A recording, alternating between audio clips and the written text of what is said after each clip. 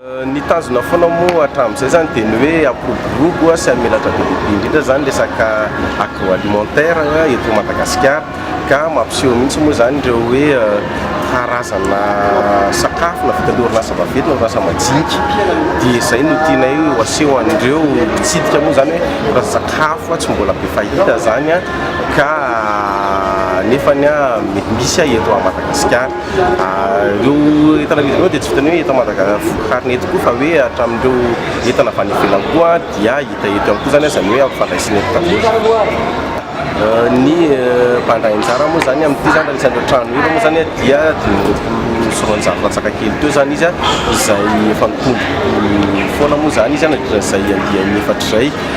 Raha mpitsidika koa zany dia teo amin'ny 20 000 visiteurs mahery teo foana izay no hatramin'izay ary ny tanjona dia amin'ny fevrier dia mba eo hatramin'ny 25 000 visiteurs ihany koa. Ny zava-baovao tena ho tranga amin'ity moa zany dia izay tenen'izay hoe ny eo amin'ny resaka animation moa zany tena hoe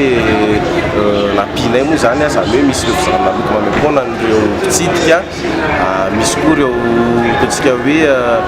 loka atao animation de jeu atao zany eny mandeha anatin'ny palais akasoana loka. Ankoatran'izay koa zany dia misy ny espace enfant ary misy koa ireo formation na pâtisserie sy cuisine moa zany izay atao zany izay misy programme isan'andro moa zany zavatra iny izay zava-baovao daholo ihany koa zany rehetrarehetra izay. Tsisy resaka textile mihitsy moa zany izy fa ny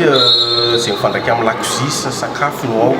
Izay moa zany no tena ivelatra be eo raha teo zany misy électroménager zany misy robo isan-karazany misy resaka